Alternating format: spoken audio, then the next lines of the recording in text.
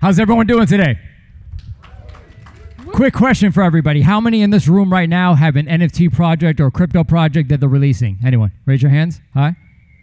All right, now real quick, for all those that are releasing an NFT project or crypto project, how many people plan on doing a rug pull? Hands up. Hands. Hey, stop.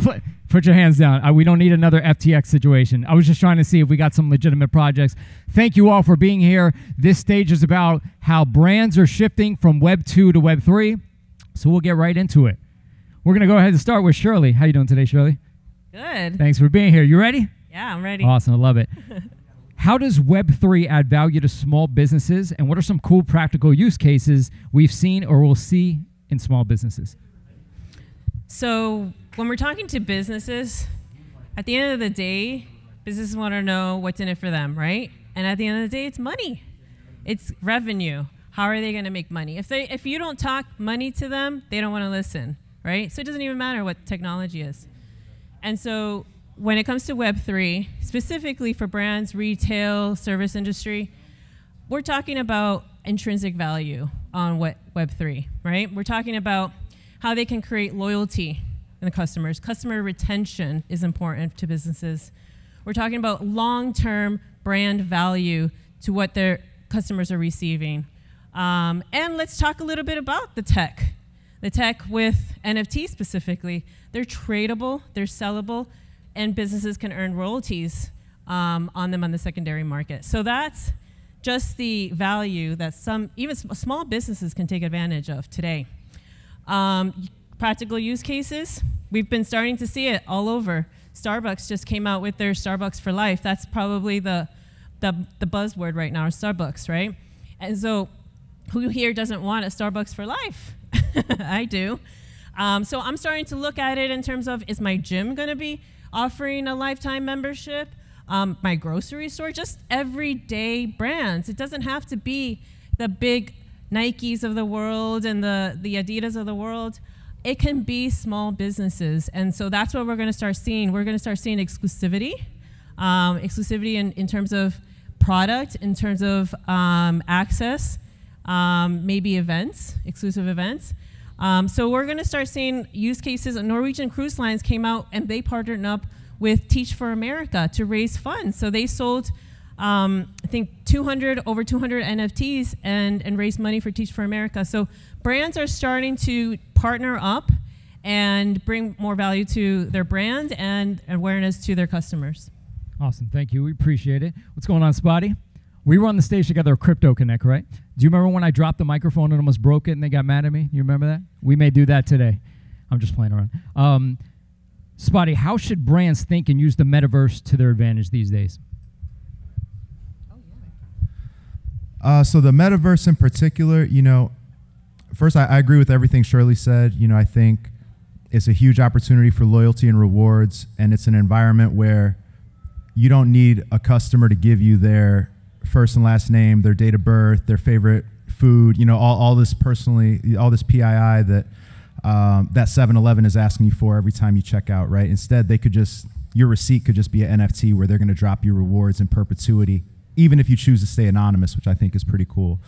As far as the metaverse, the way I would think of it for a brand is it's not going to, and I'm a recording artist, I'm a musician, right? But I work with brands. And so I think of it the same way for myself as an artist as I would advise a brand to think about it, which is it's not going to replace if you are a brick and mortar business right now, it's not going to replace your brick and mortar locations overnight. Or if you provide whatever service you're providing IRL, it's not going to replace that, but it is going to open up a new opportunity, a new channel for you to engage with your customers, your potential customers, and a new way to monetize. So I just think whether you're an artist or a brand, you need to be developing that metaverse strategy, not as a replacement for your existing lines of business or revenue, but as an additional channel that if you're early to it, you're going to be able to grow as the activity as the audience size within the metaverse grows. So that's my outlook on it, is get in early, test and learn, fail fast, and figure out what will work for your brand and what will enhance the customer journey. As a music artist yourself, have you implemented the metaverse into everything that you're doing right now? Yeah, for sure. I mean, I do metaverse concerts. You know, I perform at the Dcentral Metaverse Music Festival, where I literally create. Sometimes it's live action, just a camera pointed at my face. Sometimes it's animated content with my character, you know, really feeling like VR or in the metaverse. I've done like digital wearables, you know, so like this T-shirt, for example, it has my character, my CryptoPunk on it. I've created Dcentral versions of that so that if you're at my show, you can actually wear my clothing. And it's really effective. Like the ROI is actually really high because it doesn't cost much to develop and people love it. Like if you spend time in the metaverse, then that's the type of thing that you love. It shows that a brand or an artist really understands the consumer behaviors. And then I get people taking screenshots and selfies all around Dcentral with my T-shirts on. You know, I had people at Fashion Week going to the Gucci build in Dcentral wearing their Gucci whatever and their artifact shoes and their Spotty T-shirt on the red carpet, you know. Awesome, love that. Real quick, let's give a round of applause to the chairman of the Paris Blockchain Week. Round of applause. Doing some amazing things. We appreciate you being here. Why should both existing brands and upcoming brands care about Web3? So I think you need to look at the crowd and the side events that's here, like NFT New York, right? There were 400 side events. Here I think like 30-ish luxury brands are doing events with some Web3 twists, which means that I think it's this generation, your generation perhaps, 60s, right? Well, I'm 74. Yeah. Just I'll take what you drink. So my point is that I think this new generation is ready for that, right? They're coming from gaming, the digital asset, they spend their time online. So living with digital assets, it's the norm. And NFTs is what? It's just the business model of this. So if you're a brand and you want to try this new generation, you need to offer them what they want. They want to be heard, meaning to have a voting right somehow. They want to get the fair share value of what they're bringing. So if I buy a T-shirt with a swoosh on it or something else, why should I pay 10x the price and actually advertise it by wearing it all the time? It's not fair. I'm bringing too much value to it, and I should get the fair retribution of that. So I think brands are starting to understand it and making it a bit more fair towards the customer. That's why they need to jump in the wagon. awesome, thank you. Now, one of the most important questions that you're ever going to be asked in your life, can I speak at Paris Blockchain Week? I'll put you in touch with the right person, but you're that's a no. But you're definitely good. So I'm sure we're gonna find a place for you. I'm just messing around. Thank you so much. I appreciate you. What's going on, Jonathan? Thanks for being here. What's up? During a bull market, are brands still interested in the world of Web3? Sorry, during the bull market? During the bull market, yes. This is a great question for a lot of reasons. So you made a joke earlier, like who's gonna do a rug pull? It's a lot easier to hide a rug pull in a bull market, right? Like a lot of people that didn't have business creating companies that had the success they did, had some good success in a bull market, and you're seeing basically light being shined in shadowy areas. But when it comes to brands overall, I think we honestly over-glorify NFTs and metaverse and all this new tech. I don't think it's a bad thing in the long term by any means, but you had a lot of brands in the bull market wanting to come in because they saw a different brand doing it, or they saw Bored Ape. So we had a ton of brands coming to us and says, we want to be the next Bored Ape. And I would say, you are not going to be the next Bored Ape. That's not your business model. You're not building a business to go into that vertical and into that realm. Now, that doesn't mean that you can't do what you do very, very well. So the reason I say that we over-glorify NFTs and metaverse, again, I'm speaking from a brand context, is because I think a big mistake that brands make is trying to be so Web3 forward that they actually alienate and abandon their existing customer base. And in doing so, like, yes, you might be going after this great niche crypto market, but that doesn't mean that that niche crypto market is going to be around for you as your brand continues to develop. So our strategy and what we tell people to do, and what our software does, is we allow brands to be able to mint and custody and sell NFTs directly on their e-com platforms, and frankly just treat it like any other product. Because at the end of the day, an NFT is just simply a digital content file that's programmable. So we're talking about better JPEGs. And if all we get to with NFTs is simply a better JPEG, that's actually, there's still tremendous value in it. Don't get me wrong, I don't think that's the ceiling. I think all the reasons why we're all in this room, I think that also applies to brands. But I think the most simple way that a brand can think about this is, how do I make sure that this is a brand extension of things that I already offer? Whether that means it's a digital twin or a completely different product offering, but how do I make it simple and easy? And how do I respect my customer and offer it in similar ways? I don't believe that brands should think about royalties or secondary market activity unless that's already integrated into their brand or into their experience. So like in shoes, secondary market activity happens all the times. In tickets, secondary market happens all the time. So yeah, you should probably think about royalties and secondary market. But if your business model has nothing to do with secondary markets ever, don't have NFTs be that introduction point into secondary market activity. It'll be too big of a headache for you. Do you have any examples of a brand that's maybe alienated their main user base because they went too deep and too hard into Web3? Yeah, so I don't know about alienated, but a lot of people talk about Tiffany's and their CryptoPunks drop and how big of a success that is. I personally think that was incredibly silly. I think it's interesting in the fact that like that happened, but it's no different than if all of us in the room are like, hey, like we're on a softball team, let's get some merch together and put our name on it and make that out. The Tiffany's core customer is not a CryptoPunk user, right? Like that, their core customer buys bracelets with the charm, with the little circle on it, and then the necklace as well. So I think, again, this is strictly from a brand context. If a brand to stay true to their existing core base is more valuable than trying to acquire a niche customer base. Can I disagree? What's it? Can I disagree? No. Yes, of course. Absolutely. Absolutely. No, I think they want to tackle the new generation. So I don't see that as an issue. And the code of this new generation is punks, right? Or bored apes.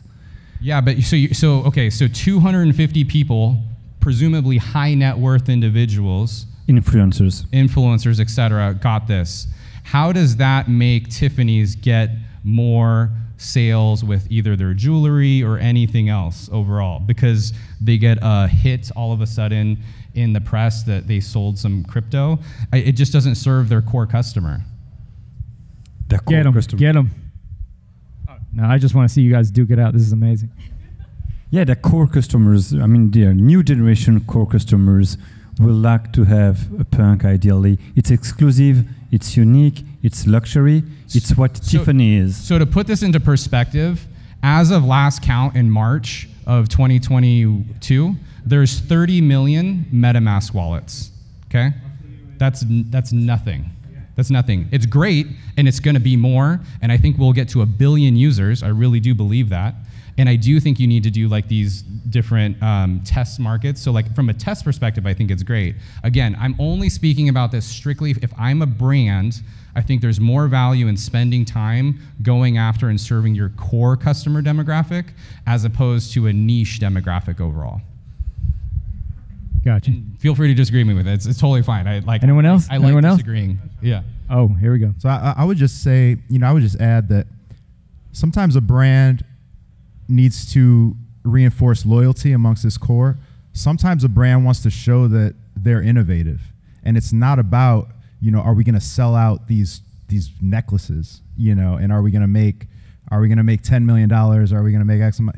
Like that is in the short term, but in the long term, like now it's on the blockchain that in 2022, Tiffany's was maybe the first luxury brand to do like an inclusive CryptoPunks thing that any CryptoPunk, could opt into.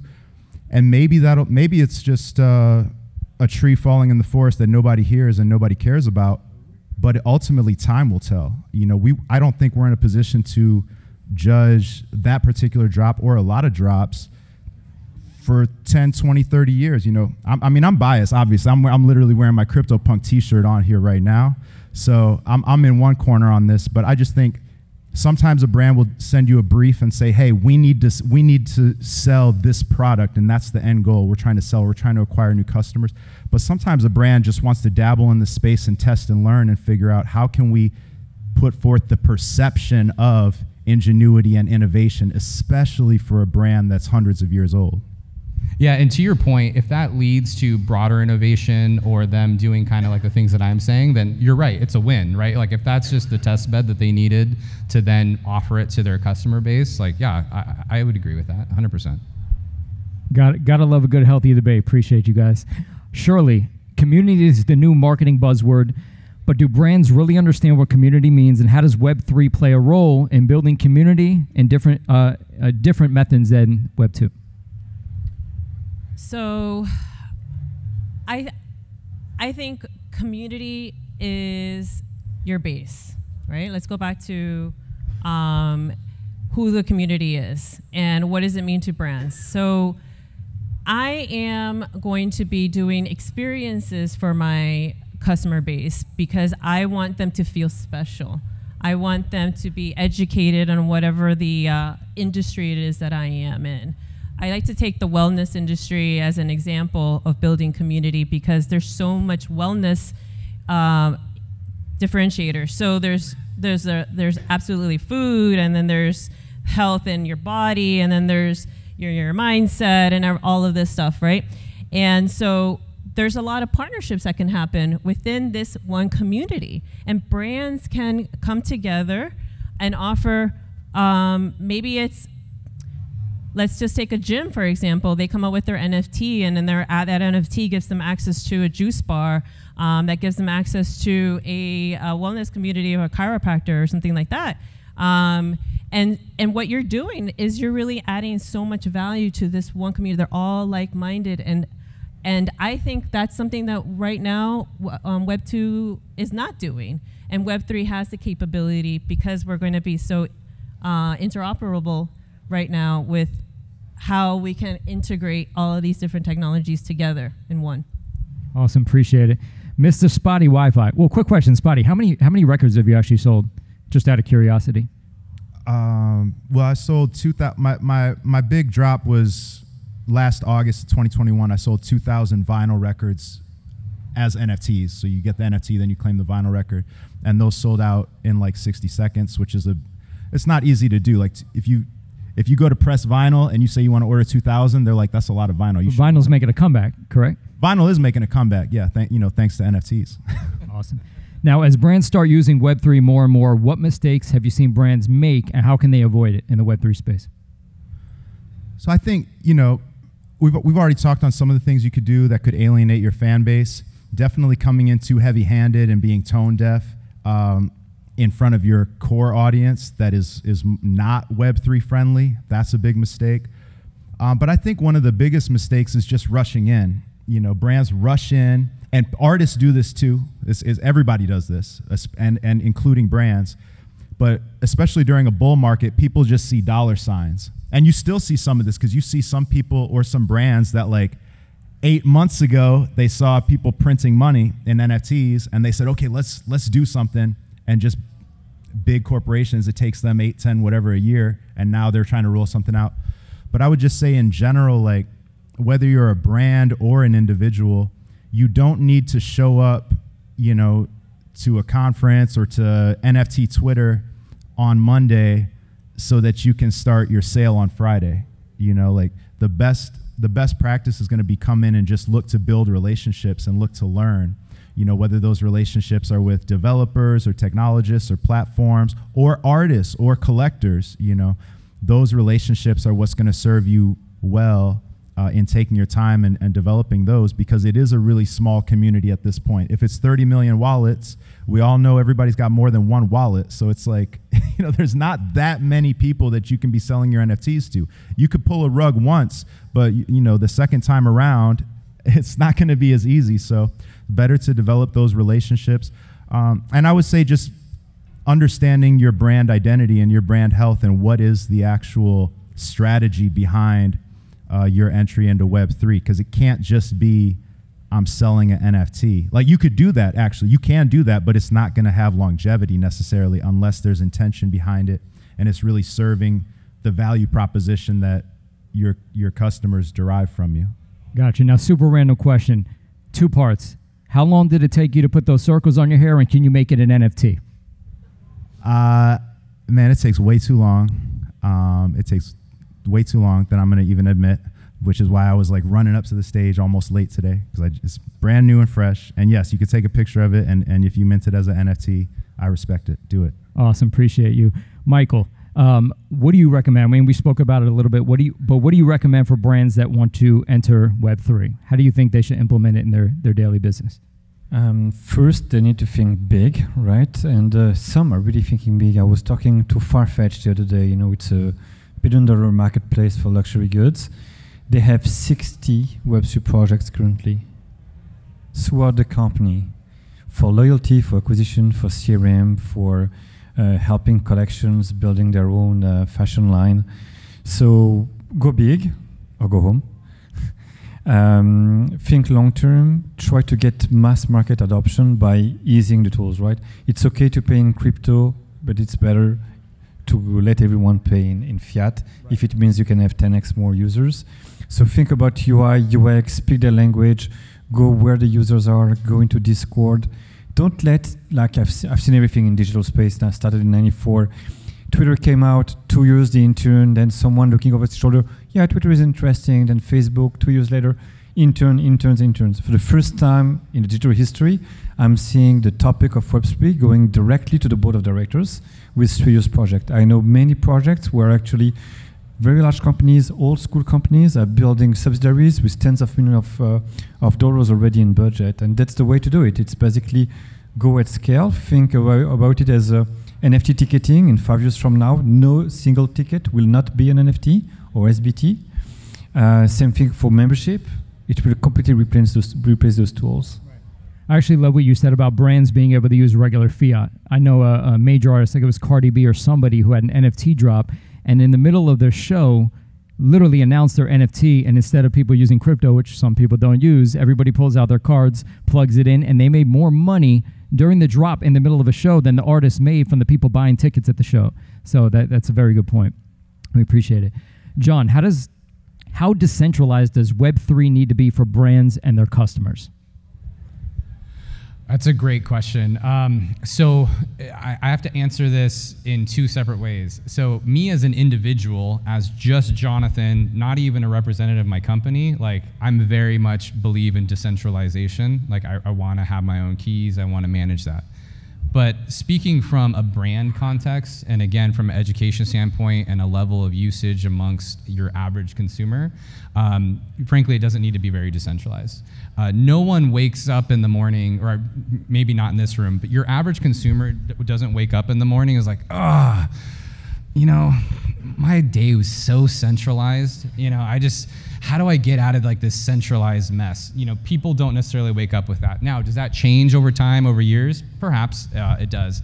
So I don't know that it necessarily needs to be very decentralized right now.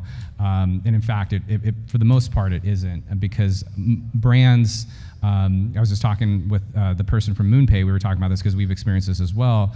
Most brands aren't able to manage crypto on their own books. So they either have to have some sort of fiat on-ramp, off-ramp, or they work with a third-party entity to help support them with that. So they're not in it necessarily from wanting to be decentralized or central. There might be some that care about that, but in a general context, it's more about how do we get more revenue? You know, the things that you were saying. How do we get more revenue? How do we build our brand? How do we build community? How do we build our brand image overall? And this is just another thing. I love the way you answered the community part. And what I would add to that is I think brands are the best at the one-to-many communication of community, right? And what Web3 has really unlocked is like this symbiotic relationship where the consumer gets to be a part of it. So I'm really excited to see how brands take that on. I don't know that that's necessarily a Web3 thing. I think that's because, you know, we all use Discord or these different channels, and so we're familiar with it. But I think that's also the evolution of content and community that has taken place even outside of Web3. Awesome, appreciate it. Shirley, how can Web3 impact a business's bottom line, and what's a KPI that's often overlooked by a business that Web3 can improve? So,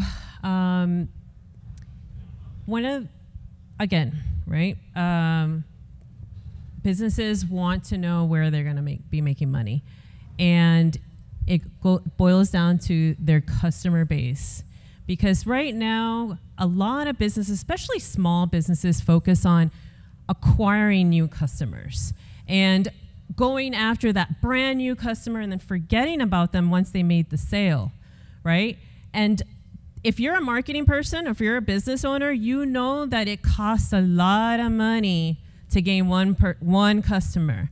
So why aren't brands focusing more on their current base and nourishing those relationships?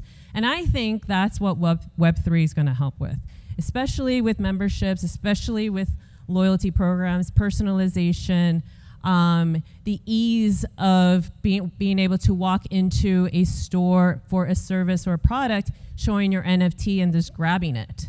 Right now, I'm looking at a company that's coming out with rental vehicles that you can get through crypto or through NFTs, which I find astonishing. So I think I swayed from the point, but I really think that brands need to look at what they're spending on their current customers, and I think that's where Web3 really comes in. Awesome, I appreciate it. Well, guys, that was our last question for the day. If everyone could pull out their phones briefly and make sure you follow all the speakers on Instagram. I am Brian Breach, B-R-I-A-N, Breach, B-R-E-A-C-H. If you have an Instagram or you want to share your Twitter. Twitter, at A-M-A-R-M-I-C. Sorry, A-M-A-R-M-I-C. I'm either at JG Product or JG Blanco on everything, so feel free to connect if I can be helpful. I'd love to talk with you. So my company is Metadime, and that is spelled Meta Paradigm, but together, Metadime. And our Twitter is The Metadime. My personal Twitter is Metadime SL, and so is my Instagram, The Metadime. And Spotty? I'm just at Spotty Wi-Fi, S-P-O-T-T-I-E. Thank you, guys. Awesome. Give a round of applause for these amazing speakers. We thank you all so much for being here, and thank you for being at the Dcentral Con. Thank you.